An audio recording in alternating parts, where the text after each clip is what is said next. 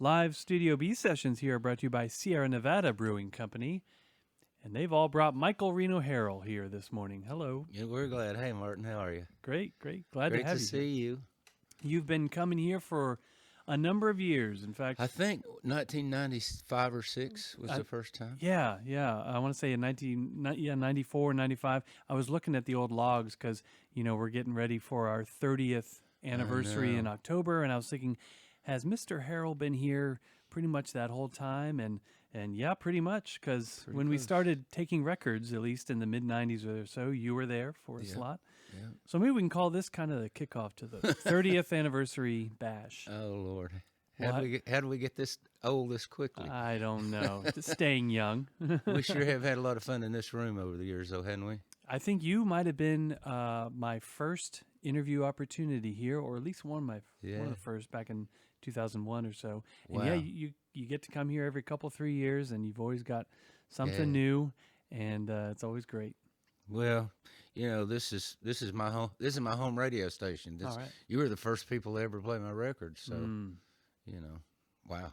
Which was back in the 90s. It working with all was. sorts of folks, and still putting out cool records, music and storytelling, and also just pounding the pavement, playing a lot of gigs. Yeah. Well, I'm married well. My wife, Joan, has been my manager for 25 years, and she likes for me to be gone. So.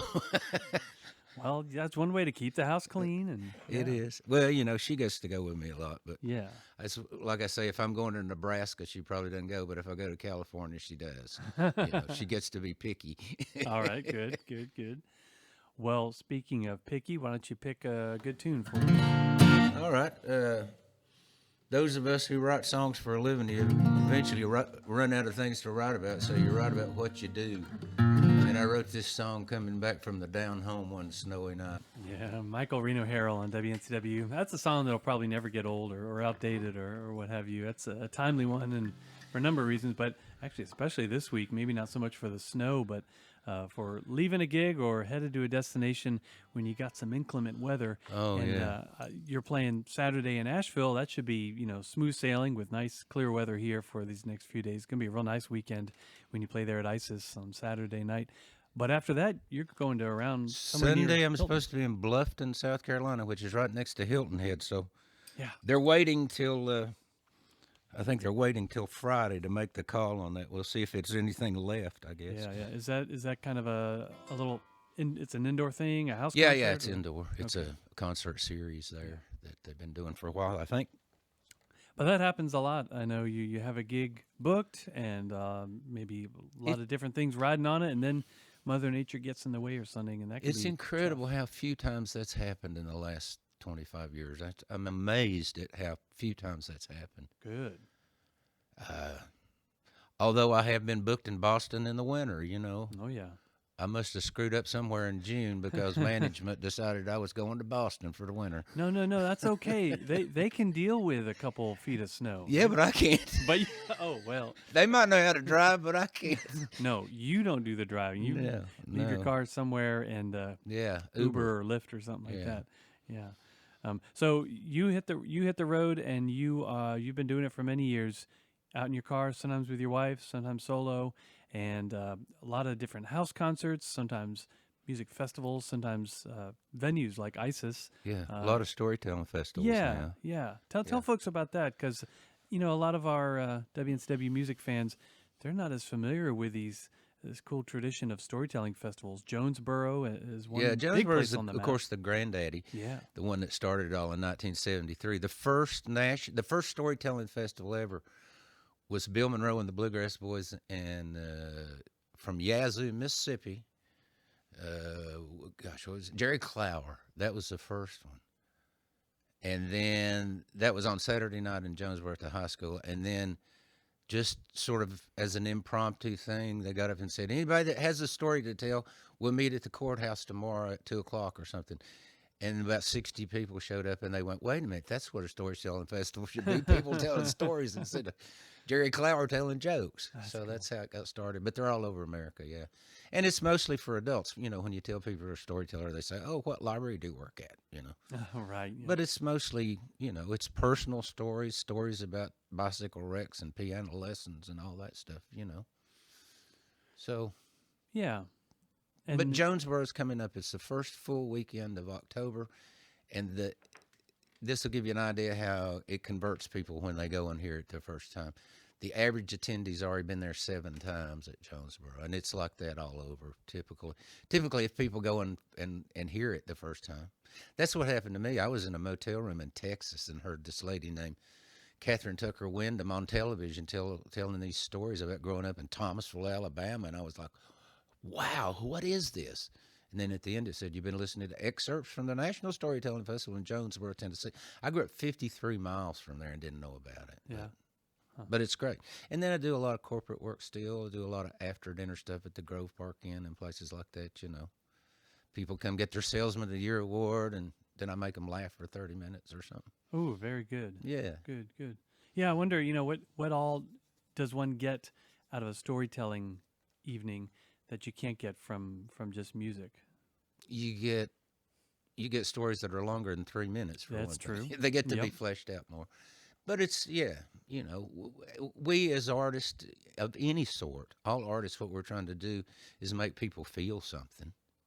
I mean, that's what visual artists and performance artists, that's what we're all trying to do. So in storytelling, there's, people laugh a lot, but they're basically laughing to say, "Oh, I get it. Yeah, I did that. I know a guy like that." That kind of stuff. Yeah. And you got some recordings out that feature both. Yeah. Well, I do in the storytelling world. I'm that guy that plays music, and in the music world, Yeah. I'm that guy that tells Uh-huh. stories. Yeah. So all my stories have songs that go with them. Yeah, Any new recordings on the horizon? I've got a new one out right now. It came out last year called "The Stories Behind the Songs." That we recorded live at Jonesboro at the International Storytelling Center Theater there a couple of years ago, and we just did a live concert down in Pikeville, Tennessee, at a friend's brand new recording studio, Schultz Recording Studios down there. Put an audience in and did a couple of hours, and who knows, we may get a video and a recording out of that. We hope so. A recording studio, but you could fit an audience. Yeah, well, in it. it's a really nice recording studio, so it's got a big room and isolation booths and all that. So we just put like 30 people in the big room and a little stage and a 5-camera shoot. And my friend that runs it's just geeky as he can be. He's video, audio. He had an old TAC 4-track back in the 70s, the first guy I ever knew that had a multi-track recorder. And so he finally got to build the studio. He's 20 years late, but Oh well. but he built this fantastic studio. It's just wonderful. So anyway, yeah, we probably got hopefully a new record out of that. All right. New sometime. songs, new stories. Good. Good. It's Michael Reno Harrell on WNCW. Let's hear another tune. Well, I lived on a sailboat for about 2 years, my wife and I, and traveled around. And one of the places that we always loved to go and spend time in the winter was in the Abacos in the Bahamas. There was a place there called American Harbor because so many Yankees hung out in there. I'm sure that was all. Oh gosh, I hate to think what happened to Hopetown and all that, Marsh Harbor. That's one of the two islands that really got Yes. hit. Abaco and Yeah, then Abaco and Grand Bahama. Bahama. So we used to spend a lot of time there and knew a lot of the local people and stuff. So anyway, Michael Reno Harrell on WNCW. Yeah, I love the story and the imagery in that one. It's a dream a lot of us have, more or less. yeah, Build something yeah, and sail away. To sail away elsewhere, not just to get away from where you're at, but to go see The best description horizon. I ever heard of owning a sailboat was standing in a cold shower and tearing up $100 bills. Yeah. It's pretty yeah. close. Pretty close. Some of the most wonderful days and some of the scariest times of my life Yeah. living on a boat. Well, it's kind of funny to picture you, Michael Reno Harrell, to be, I don't know, hanging out in the Bahamas somewhere, some tropical island place, and you walk up to a bar or a cafe or a concert hall, and there's Michael Reno Harrell. He's this guy. Well, you speak of the Southern Appalachians so well. I mean, this is you right here. This is your home. it is. It But is. see you in a Caribbean place. Well, I guess so. Well, that old boy was from Kentucky, you know, on the Ohio River. So yeah, you know, people, people in the old boys I hang out with at the Drexel Barbershop, they said, now when you go other places and talk about us, do they understand what you're talking about? And I say, well, I just have to enunciate a little better when I get in Oregon. But, you know, like I tell them, a bicycle wreck's a bicycle wreck. Everybody's, you know. So, and, I mean, you could be standing at Big Sur looking at the Pacific, one of the most gorgeous places in the world, and somebody standing next to you say, where are you from? You say, the mountains of western North Carolina. They go, that's the most beautiful place I've ever been. I hear it all the time. You know, I mean, it's easy to see why people want to come here. You know, they come here and go, I want to stay here. You know, eh, but I know people that don't want to live, away from saltwater too. So America's got something for everybody. Yeah. We had a singer-songwriter Ellis Paul here a couple months ago. Do you know him? Yeah, he's Sure. from Massachusetts, but now in Virginia, and he had just he had a lifelong dream of having a home in Big Sur, and had a song, or at least a good story about one day I'll make it happen. But the way the story came back around, I was like, no, I'm happy actually where I am in my little home here on the East Coast. I've quit. If my passport expires, I don't care. I'm not going anywhere else. There's still places in America I haven't been, and I don't want to ride on an airplane that long anymore anyway. So, I've had wonderful times in Ireland and Mexico and all over, but I think I'm just going to stay in America till it runs out. That sounds Till good. I run out. Anyway. Whichever comes first. Michael Reno Harrell on WNCW. I was looking at your schedule of online gigs, and it's on your website, it's on your Facebook, but there's this one here, the Michael Reno Harrell September story schedule and more, and it's got a picture of Bascom Lamar Lunsford on. I guess Yes, you it like does. him. Who doesn't like Bascom? Well, I mean, he's the guy that really, this Appalachian culture, he sort of took it to the world. And the first time I was ever on a real stage was at the Mountain Dancing Folk Festival. I just snuck in, and I went upstairs following the SoCo Mountain Dancers just to see what they were going to do. And the stage was covered in chairs, and I just sat down in a chair with my guitar. I saw this little old man walking around in an old white suit, an old tuxedo. And finally he came over and said, son, are you ready to go on? And I said, sure. You did. So I walked right up in front of 3,000 people and sang some Kingston Trio song. And I thought, well, I'm going to keep doing this. What, a cappella? You didn't have a No, guitar I had with my you? guitar with me. I carried it around with. Well, the whole long story is I had found out there was going to be a folk festival. Somebody in my high school had bought my high school library a subscription to the New Yorker magazine. And so I would hawk it every week to see what was going on in Greenwich Village. And they said they were having a folk festival in Newport. And I thought, geez, that's only 24 miles from where I live. I didn't realize there was another one besides Tennessee. Yeah. And so anyway, I came into my aunt's house over in Buncombe County, and there was the Asheville Citizen-Times. It said next week, Mountain Dance and Folk Festival, and I talked a buddy of mine into going. And we were walking up Patton Avenue, and some old boys down trying to light a cigarette with a pack of paper matches. They kept blowing out. He was straddling a guitar case, and as we walked by, my buddy just reached in his pocket, got out a zip on, went, lit the guy's cigarette, and I said, are you on the folk festival? He said, yeah. I said, so you're playing? He said, no. I said, then why are you taking a guitar? He said, well, if you take a guitar, you can get in free. And I said, so you just walk up to the window and show them your guitar and they give you a ticket? He said, not exactly. There's a loading dock down on the right side. So we walked down there and just walked in and walked dead into two boys that I'd never met in my life. One of them had a big black Navajo hat on, and the other one had a big straw Navajo hat on. And the one in the black hat was named Steve Keith, and he was playing the 5-string banjo, and the one in the straw hat was playing the classical guitar, and his name was David Holt. Aha, that name sounds familiar. Yeah, and David and I have been friends ever since 1969. Is that when this happened, this Yeah, first 69. experience? Yeah. And that wasn't my first appearance. I'd been several times before that, but I Okay. knew how to get in then. Yeah, by then. So, yeah. That festival's still going on. It's Yes, the it is. longest running folk festival in the U.S., I think, 90-some years. Yeah. The Mountain Dance Folk Festival Yeah. every August. First weekend in August, and the second weekend in August was always the Galax Fiddlers Convention. Right. Mm-hmm. So we'd have all these Northerners come down for both, stay all week, and Roger Sprung and all those guys. It was amazing, amazing. But yeah, I just walked in, sat down on the stage, and Mr. Lunsford said, "Are you ready?" And I said, "Yeah, I guess so." Took me a long time to get in front of that many people again. Yeah, I'll bet. We should clarify that is not the official That's policy. not the way it happens anymore. No. They got security now. This was in the 60s. And they're looking for you now, They're looking Mr. for Harrell. me now because I owe them for several tickets. Officer, we're going to keep them here in Studio B until you arrive. Meanwhile, we'll hear another couple tunes. Got time for a couple more.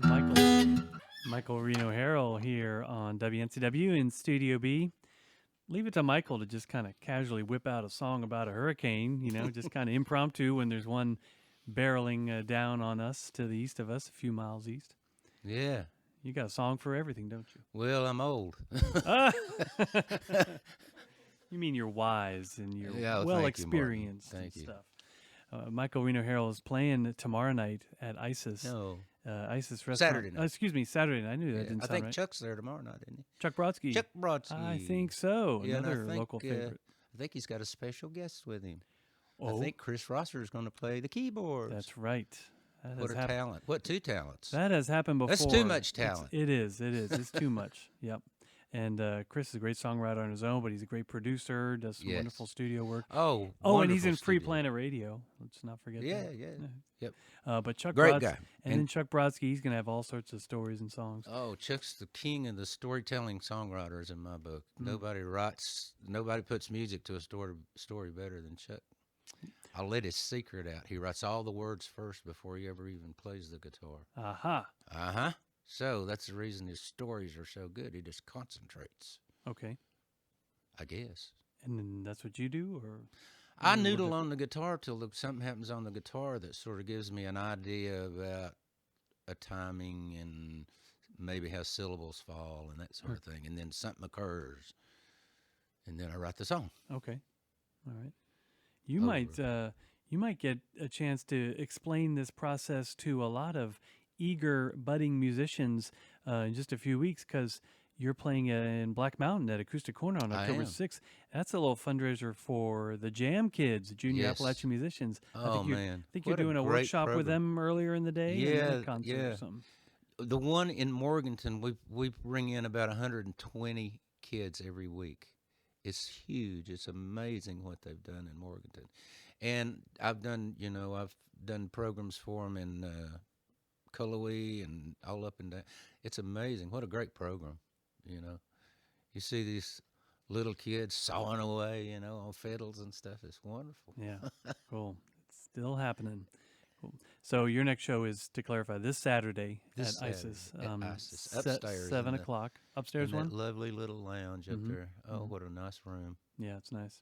I've never talked to anybody that played there that didn't say, "Ooh, what a nice room." Yeah. There aren't a lot of those kind of rooms left in America.